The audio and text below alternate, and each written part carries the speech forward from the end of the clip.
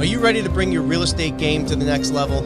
My name is James Prendamano. I'm the CEO and founder of PreReal. And over the past 25 years, I've closed over $1 billion in transactional real estate. Each week, I'm meeting with outstanding investors, high-performing individuals, and visionaries operating in the real estate space. These are the people that are actually out there in the real estate game right now getting it done. This podcast aims at bringing anyone's game to the next level. This is the PreReal Podcast. Welcome, everyone, to the PreReal Podcast. We're joined today by Krista Mashore.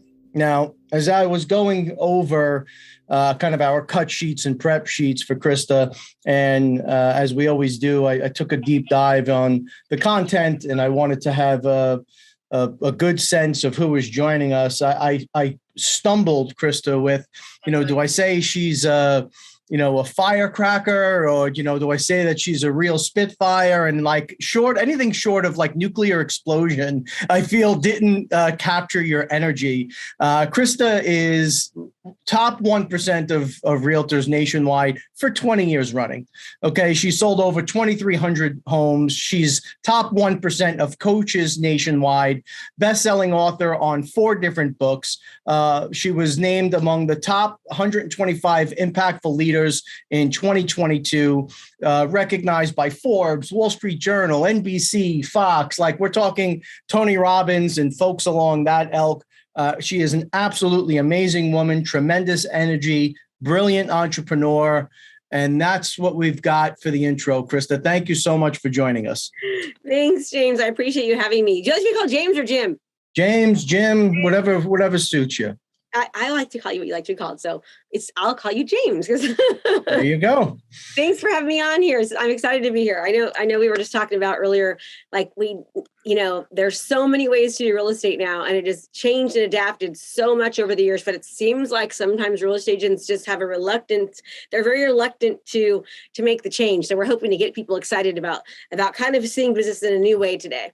Yeah. So before we jump into some of the tips and tricks and some of kind of the foundational principles that you've been building upon, could you share with the audience a little bit about the pre-real estate journey, how you ended up taking the plunge and jumping into the game, if you will? Yes. So I used to be a teacher. I taught 3rd grade for 6 years. I have a master's degree in curriculum and instruction. And my goal was to be a principal. I wanted to be a principal, and I've been playing with dolls and playing school since I was like pretty much born. And so I was a teacher, and my daughter ended up getting really, really sick. And I ended up having to leave teaching so that I could stay home with her and make sure that she met her milestones. And they told me that she was, probably not going to make it several times. So she ended up being fine, but I wanted to make sure I was able to care for her as her mom. And so I decided to leave teaching and be a full-time stay-at-home mom. And I thought, I'll get into real estate and I'll just sell a couple homes a year. And crazy enough, you could sell, 5 or 6 homes a year and make what I was making as a teacher back then, which was just unbelievable. And that was my goal. And then I found out very shortly thereafter that my husband at the time was having an affair. And I came home to drained bank accounts, a brand new house with a huge mortgage payment, and a woman like picking up my daughters to take them off for Thanksgiving while I sat at home feeling sorry for myself. So I realized I got to change, and I have to really not just play real estate, but I've got to go all in. And so I decided to go all in, and here we are. So remarkable story, and it speaks to your resiliency. And I think what I wanted to talk about before we get into, kind of the actual systems, the mindset. You can pile as many systems as you want on top of somebody. If they're not in the right mindset and they're not ready to absorb, adapt, and deploy whatever it is that particular system speaks to, they're just a pile of systems, right? So what is it that triggers folks? What is it that takes the difference of, you had said, you were sitting home feeling bad for yourself. A lot of us never get out of that place. A lot of us are stuck there for our lives. But, we see the opportunity and the potential, but we never kind of get it going. What was it for you that got you moving? And what is it that we can do for the other folks out there that are in similar situations or just looking to kind of take that next step, but haven't yet? So I love that question. And let me kind of back up just a little bit, and then we can get into the good stuff, which honestly, I think this is the good stuff because I believe mindset is more important than skill set, right? So the reason why I was so I had to keep my kids safe in their home and to push through is because I haven't lived at home since I was 13 years old. There was some physical abuse happening at my home from my mother, who I absolutely adore. She's one of my best friends now. She's helped me heal and recover. She admitted to the abuse, but I left home at 13, found myself living on the streets. I was running away for over a year, ended up in juvenile hall for several months, then got sent to a group home for over a year. It was so funny. The group home was called Hidden Hills Group Home for Girls. And I always laugh because there was nothing hidden about it. I was dropped off every day in this big, huge green bus labeled Hidden Hills Group Home for Girls. It should have been labeled like we're screw ups, which meant that people in high school ignored us and they made fun of us and they berated us because we were like the special bad kids, right? And so then from there, I got sent to a foster home. So I lived in a foster home through my remaining childhood. And so I have not lived at home since I was 13. And I just decided I wanted more for my life. And I mean, when you're a victim of child abuse, there is a lot of mental stuff that happens. You don't feel good enough. You feel unloved. You don't feel wanted. You're always trying to prove yourself, and you're just grasping for acceptance, if that makes sense. And so I've had to spend a lot of work on my mental psyche and my mindset. And so I read a ton of books. And I wear this bracelet, and it's called Stop, Snap, and Switch. And I'm actually writing a book on it right now, I've written 4 best-selling books, but this is like my passion project. And it talks all about mindset, because if you can control your mind and your thoughts, what people don't understand is that your thoughts, what you're thinking, your philosophies, your beliefs, those turn into your actions, your rituals, your habits, your routines, which that turns into your life, right? Your outcome, your successes, your results. And it all starts from your thoughts. So we have between 30,000 and 70,000 thoughts a day, according to Google. Forgive me if I'm wrong. That's what Google says, right? And many of those thoughts are negative. There's a lot of predisposition that we have towards negative thinking. And negative thinking brings about negative actions, which bring out negative results. So I call it the stop, snap, and switch strategy. So anytime you have a negative thought, it might be like, I'm too old, I'm too young, I'm too heavy, it's too hard, I suck at technology, I don't like the way I look, or I don't like the way I sound on video, I can't do this, I'm a brand new agent, there's too much competition, oh my God, the interest rates, the economy, all those things are negative thinking. And the market is between your ears. It's whatever you say it is. So I teach people how to really focus on what they're thinking, what they're saying to themselves. So anytime you have a negative thought, any one of those things I just said, or anything else, I'm going to stop and recognize it. You snap, you take the bracelet, you move it to the other hand, and you switch the bracelet and you restate that thinking. So for me, for example, when I left real estate to be a full-time coach, my thinking could have been, well, no one is going to listen to me. I'm just the girl from, juvenile hall, the girl that wet their bed till she was 13, the girl who couldn't read until she was in 4th grade. Like, who are you to coach people? Or I could say, you've been a top 1% real estate agent for 20 years. You've sold, 2,300 homes. You're a digital marketing expert. You are the best person in the world to teach these people. It's just what I say. So I have learned to really control my thoughts and to control the things I say to myself and the things I think about, because I know that, and there's so much scientific research about this.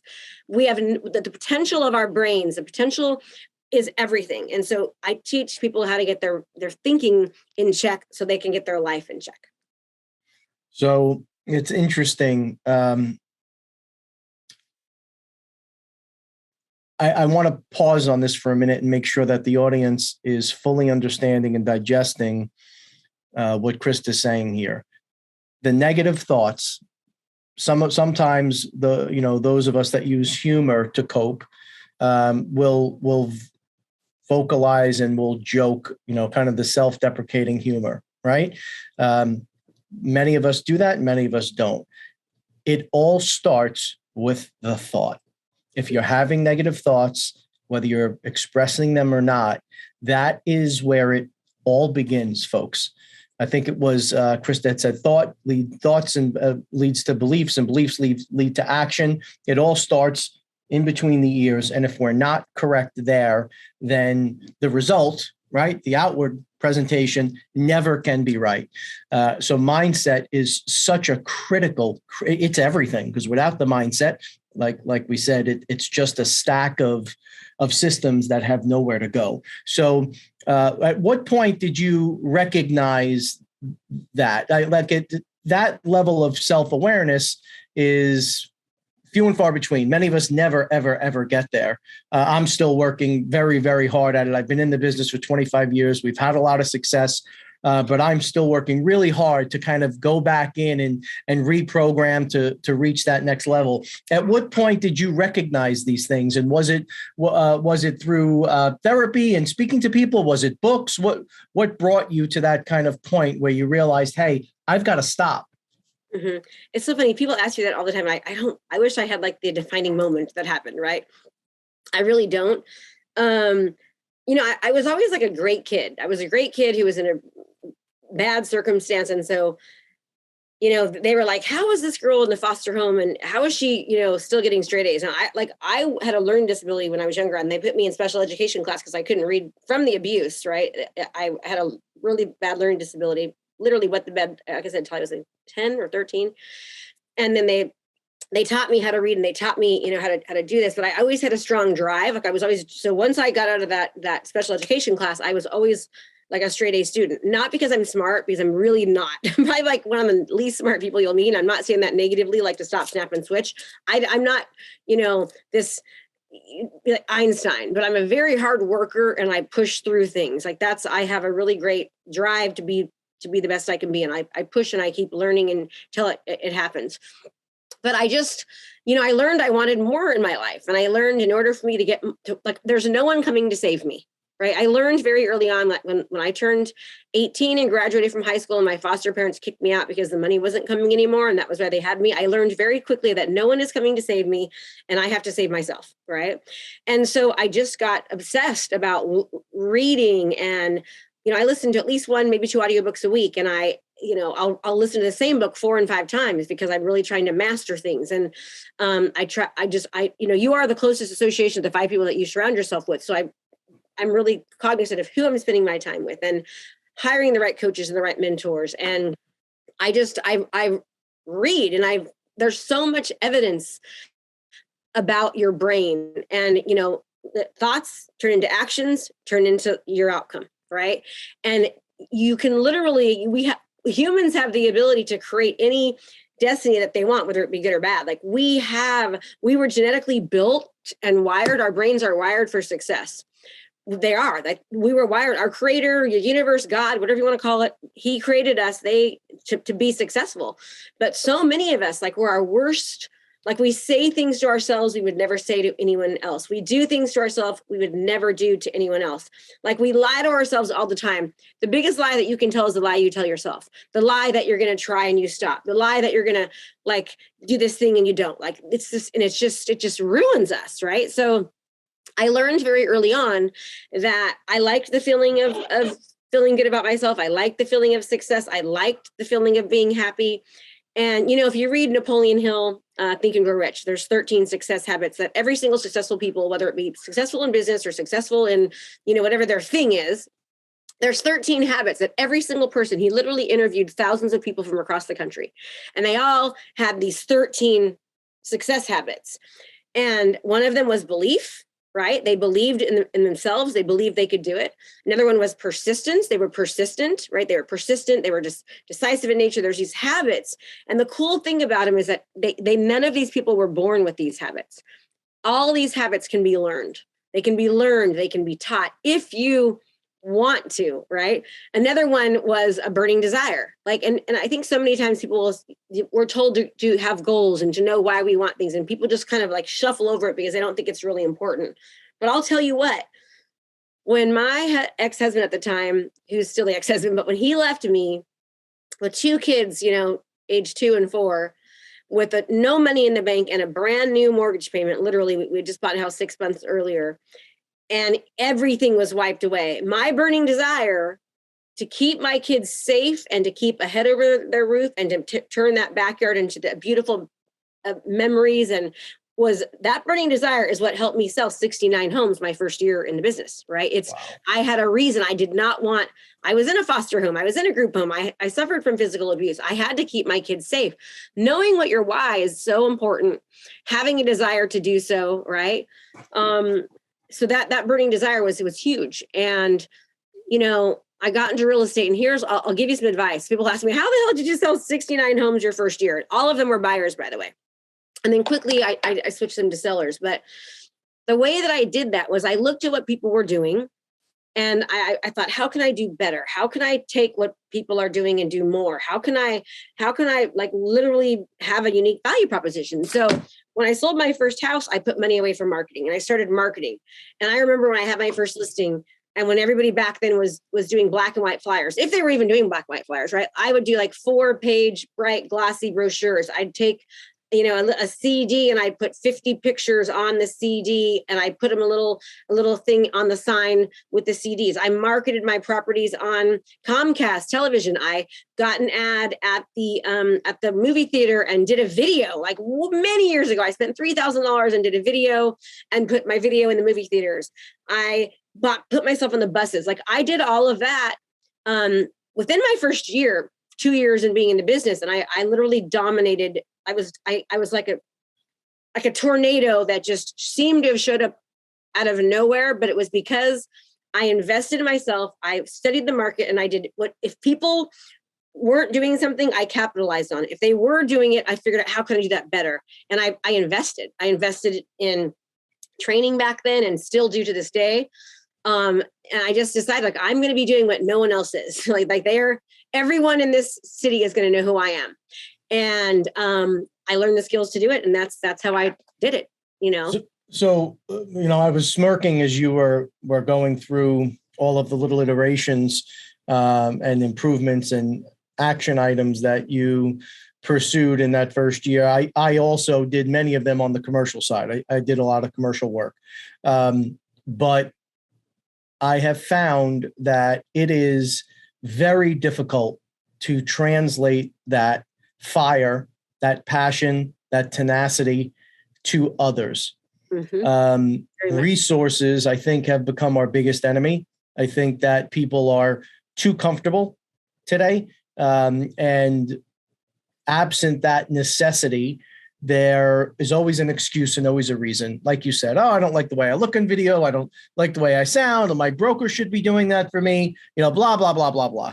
There's too much competition. There's not enough inventory. It's always something. I agree. I absolutely agree. Can that be taught? Can that fire and that tenacity, can that be taught? Or is that just something that Krista and people like Krista have in their DNA? Seriously.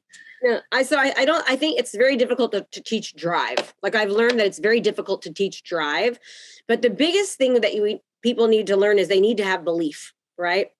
So like, every month I do a 3-day boot camp, and my coach told me, Krista, you can't teach these people everything you've learned in 20 years. You can't teach them all the digital marketing that you've learned in 10. You can't teach them that. You've got to get them to believe that they can do it. And that's also one of the success principles. You've got to get them to believe that they can do it. And then you've got to, because people just need their GPS, they need help. They need to believe they can do it, and they need help getting there. So let me give you an example with this. I believe in fast tracking results. So I love paying for speed. I will pay people for things to collapse timeframes all day long. And it's so funny in real estate. I think it's the most lucrative business you can almost be in. It's one of the most lucrative professions, right? I remember my best month in real estate, and I don't live in, these are like the houses we're selling for around $400,000. Okay. My best month in real estate, I sold 26 homes in 1 month, resulting in $360 some odd thousand in commission in 1 month. I made $60,000 in a full year after teaching for 6 years with a master's degree as a teacher. My first year in teaching, I made 30 grand in a year. There's so much money to be made in real estate, but people are not willing to invest in the skills and the knowledge and the know-how. You don't need to learn to be a top producer. You need to learn how to be a marketer.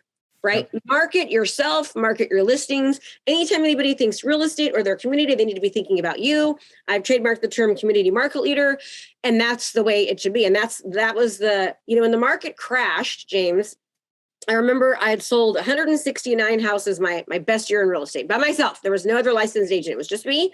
And I had an assistant and a transaction coordinator. It was freaking crazy, right? They were all foreclosures. I had 13 different banks I worked for. And all of a sudden the market got better. And I went from 169 down to 12. Okay. Crazy enough, I still made so much money that year because that was when the market was going crazy and they were paying like 6% commission. They were paying like $100,000 bonuses. It was insane. But all of a sudden, nobody knew who I was because for the previous 5 years, I was just selling foreclosures. I wasn't marketing them or doing any of that because they were flying off the shelves, right? Yep. And I went on a listing appointment and I lost the listing. And they said, Krista, we really liked you, but the last guy called you a foreclosure queen. And I was like, oh my God, I am a foreclosure queen and nobody knows me. So I started researching, like, what are the Fortune 500 companies doing? How does Google and Nike and, how do these forces to be reckoned with, how do they market? And they do what is called content marketing, right? They're always putting out content. And so I have the term engagement marketing. So I want to put content out there and I want to engage my community with the content. I want to add value and figure out what people's problems are and be the solution to those problems. And I want to show up where they're looking all the time. So it's impossible for them to forget about me. And so I made the choice. I remember calling my lender and I says, I want to dominate these two neighborhoods. And here's how we're going to do it. We're going to do what I call digital location domination. We're going to start, running ads online. We're going to run ads on Facebook. We're going to use video. We're also going to make sure we send a postcard every 10 days to every single community in every single house in this area. Everyone's going to know who we are. And she was like, okay, you're crazy, but I trust you. And we did it and we dominated, right? Like, so within a year, it was back up over 100 homes a year. And none of them were foreclosures or short sales. They were traditional sales. But it was because I was willing to invest in my marketing dollar, invest in the knowledge to learn how, and I was consistent and I did not give up. The biggest mistake that I see people doing is they give up too soon. And there's a study called the Change or Die study. It was basically people that were dying they were going to die of heart problems. And the doctors told them, if you don't stop doing what you're doing, you are going to have a heart attack and you are going to die. You've got to stop doing what you're doing. After a year, 9 out of 10 people could not make the change, even with death on the line. I mean, with death on the line, James. However, there was another group of people, same thing. The doctor told them you're going to die, but they gave them accountability, they gave them coaching, and they gave them a support group. Out of that group, after a year, 77% of them were able to make the change. Wow. So you just need your GPS. You just need help. The biggest mistake that people make is thinking they can just figure it out and do it on their own. Like you said to me before, it was before or after, like, we both know that agents don't have support. They don't have help. They don't, like, they're told, oh, use this thing, but no one teaches them or coaches them on how to do it. So everybody fails. And they don't have the support they need to learn how to truly be different and unique. And most people are not willing. I mean, even if you only make a $3,000 commission, okay, that is more money than most people make in a month. Yep. Right. Just from one house, you could and some people can make 30,000 a commission or 100,000 or 20,000. It's like, figure it the hell out and you will be a rich person. But there's so much competition. You can't be doing what everyone else is doing. And most people that complain about having to reduce their commission, they're still being paid too much because they're doing nothing. They're putting a sign up. They're holding an open house. You're getting paid too much. You've got to be doing more. These people deserve it. So sorry, tangent. Most people, most agents, they don't get there. I would venture a guess and say 8 to 9 out of 10 agents don't put a single dollar aside when they get a closing check for future marketing. They just don't do it, right? The process of, and we were talking offline earlier, we launched PreReal and created, I brought in someone from Apple to become our CMO. They're running all of the ads, they're generating content, they're pumping out all sorts of information for the brand, right? But trying to motivate and inspire folks to fall in under that flag and produce the content and get out and market, right? Pursue. You've got to put your flag down. I think there is competition. There's a lot of competition, Krista, but it's not fierce competition. It's volume competition. Does that make sense? Oh, totally. Absolutely. You can take a brand new agent or somebody that moves into a brand new area, and within 12 months, they can be beating out top producers just by being different, because the community, the real estate community, your sellers and buyers know that they deserve more. And they do. They know that you are being overpaid and you're not doing enough, right? I was laughing, and I don't sell real estate now. I'm like the face of the company. So I record the videos and I do all of that stuff, and I market them, and my brother goes on the appointments. He talks to buyers and sellers. And, we still did over $1 million in gross commission last year without me ever talking to anybody, right? Because we're using marketing. But we can show a seller, when people were saying over the past 6 months, oh, marketing's not important, houses are flying off the shelf. And I was like, well, actually, it makes about $166,000 difference. And here is all the data to show it. It does make a difference who you hire. And I always call it winning before you arrive. You need to win before you arrive, right? And people need to be thinking about you, not when they're ready to make a decision, but way before, because they are thinking about it for a long time. So if somebody has to ask the question, who should I call? And you're being referred to, you're already too late. They're going to give 800 people. People need to be knowing about you, your product, your service, what you offer, what makes you truly different, how you can serve them, how you can solve their problems. And they can, like, way before they're ready, right? And if you can do that, you're winning before you arrive. Like, before anybody, before a listing appointment, there is like, I've had, people have seen me consume my videos, watched my content, gone to my landing pages, gone to my funnels. When they raise their hand and say, hey, can I have a market analysis? I've drop off my book. I drop off my marketing plan. I drop off a seller's guide. I send them to a 17-minute marketing presentation video, which, by the way, they watch. I send them to a funnel that's got 23 videos on it, all about selling. I mean, by the time I get there, they're like, how do we sign? Like, Krista, what do we do? Right? Like, we love you. Don't worry about, they're not asking about commission. They're canceling their appointments with the other people that they were going to interview, because I'm not just doing what everyone else is. And we can show them, and they know that they need that. No one has just been able to put it into words yet. So that is how a new agent can beat a top producer, because most top producers are top producer by default. They've just been that person.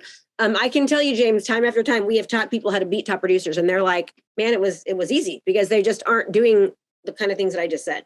So we've been talking to agents and inspiring folks to start changing their mindset, because that next generation, most of the top producers today are more seasoned, right? They tend to be the agents and brokers that have been around for a long time. They've got a lot of contacts. They've kind of got their book rolling, but there is another generation coming, and they're coming fast, and they are deploying all of those tools in the toolbox. And if you don't start really dramatically changing your approach, those kids are going to be the top producers. And I'm not talking about 10 years from now. I'm talking about imminently, in the next year or two, those kids that did grow up with an iPhone in their hand, that do know all of the details in SEO and SEM and display and all of the different platforms and all of the different ways to connect. They understand content marketing. They enjoy it. They're comfortable with it. It's what they consume. So it's a natural fit for them to produce. They're coming quick.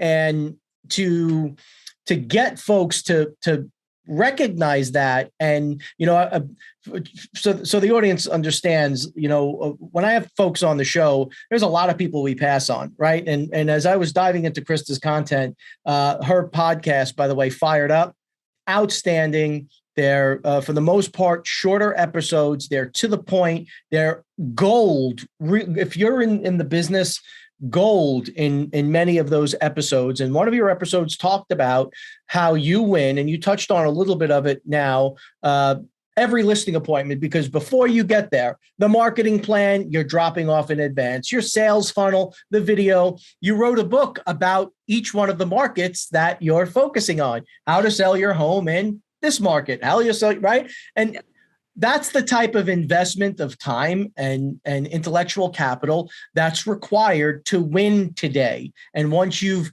created that marketing plan, once you've written that book, once you've created those 20 videos in the funnel that you want your sellers to, all of the sellers, the stats are out there, folks. Look it up. What do people search when they want to sell their home. And a whole bunch of questions come up. Create videos that answer those questions, put them on your YouTube channel, and direct your potential clients to the channel. It's that simple. But so many people don't do it, Krista. So let's speak to the folks out there that are in the business, that want to take the next step, or the new folks that are just getting in. Where do we start? Where do we start to get right? And I love how you get this, right? Like, so your content will be working for you while you're sleeping. That's okay. Right. Like, it's called views while you snooze. Okay. While you're, you want to market one to many, not one to one. An open house is one to one. Video and putting content like where people are at, like social media and online, is marketing one to many, right? And once I record it, I'm done. I can have organic traffic. I can send paid traffic to it. I can talk to a seller and be like, hey, just go ahead and watch my recent market update. In fact, before I got on this call, my brother and I were downstairs doing a market update we listed a house in this city called Oakley. And in this specific neighborhood, anytime we list a house, we do a marketing campaign where we target that neighborhood digitally. We also target it like with a postcard. And on the postcard, on the digital flyers that we're doing, we have a QR code that then goes to a market update of the entire neighborhood, right? And so now we're telling them about our listing, but more importantly, they're knowing what's happening in their area, right? And it's a video, and it's specific, and it's unique, and it's different, and it takes us literally 10 minutes to do, not even that, like 5 minutes to do. The hardest part is getting the CMA together and getting the tax roll and all that, and then recording the 3-minute video, and then that just goes to a QR code, and bam, here I am putting myself in front of the entire area. Anybody can do that. You can just be like, hey, it's Krista. And, everyone's always interested in what their house is worth. So I went ahead and did a neighborhood value report of what's happening in the market right now in your neighborhood. You don't have to have a listing. You don't have to have work with a buyer. You can just do a report about the area. Now, here's the thing. I see people getting ready and they're aiming, but they're never firing. They're afraid I'm going to make a mistake. They're afraid of what they look like. They're afraid of what they sound like. They're afraid no one's going to like them. Who cares? You cannot stick a bag over your head when you leave the house. That's how you look. That's how you sound. That's who you are. Nobody cares as much as you do about any of the things that you're worried about. They just don't care. We're not that important. Okay. Video and properly distributing it so it's actually seen will be the strongest way for you to dominate any area or any market as quickly as possible. It has helped me build 3 multi-million-dollar companies. My real estate company, my coaching company, I took the exact same strategy we did in real estate. We applied it to coaching, and I'm in the top 1% of coaches nationwide in a matter of a few years, right? We've done, I think, close to $45 million, not in actual sales coming in, not in a very short time from this strategy. You can do it. Start creating content about your area. Interview local restaurants. What are the things to do nearby? What are the best dog parks in town? Where is a great happy hour? What are the schools like in a certain neighborhood? What are the styles of homes? The prices of homes? Why are they different? What are they unique? Interview local professionals and just do it. Don't worry about the graphics or it being perfect. Just get the content out there. I always say the fastest way to dominate a neighborhood is to pick a neighborhood and create as much content about that neighborhood, like anything and everything about the neighborhood. What's nearby? What's fun to do? Where can you eat? What are the schools? What's in walking distance? What's the shopping like? Prices of homes, styles of homes. You do that, and I would tell you what, in a year, I'm not allowed to say guarantee, but I can pretty much tell you that within a year, if you do that consistently and you put money behind it so it's actually being seen, and you make sure you put it on your website and on YouTube, because your website and YouTube are owned by Google, the #1 search engine in the world, followed by the second most valued search engine, YouTube, that when people go to search, they're going to find you and you will very quickly start selling homes. Now, the problem is this, James, is that people are afraid to start because no one likes to do video. They're deathly afraid of it, but anybody can learn to do it. It's just a matter of getting over your own self, right? And practice will make it easier. But it's a matter of they stop because they don't see the results soon enough. And it takes time, right? Like Rome wasn't built overnight. I love when people say, oh my God, you built this multi-million-dollar coaching business, so quickly. I'm like, nah, it's been 21 years of me, being a top. It's not 4 years. It's been 20 years, just don't stop and you'll do it. Yeah. So you have a boot camp coming up to help inspire folks to kind of get off the sidelines, right, and get in and get going. Can you spend a minute or two on the boot camp? Yes. So the boot camp comes up. We do it twice a month. If you just go to KristaMashore.com/bootcamp podcast.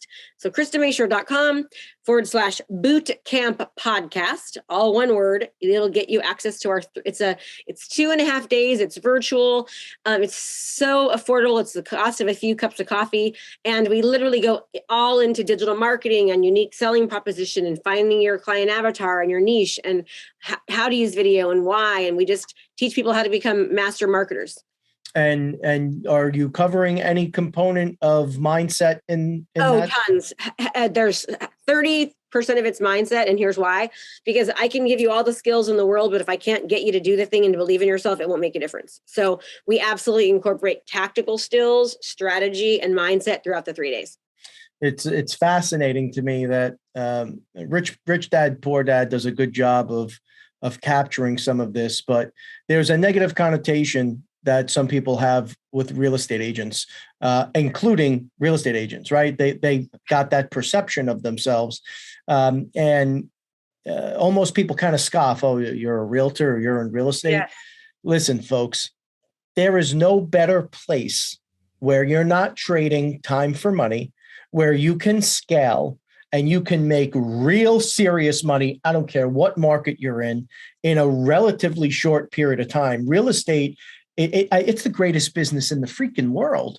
And I think there's just so much negativity around it that people just kind of don't get out of their own way. And they just keep doing what they've been doing for the last 20 years. And then they wonder why things aren't changing.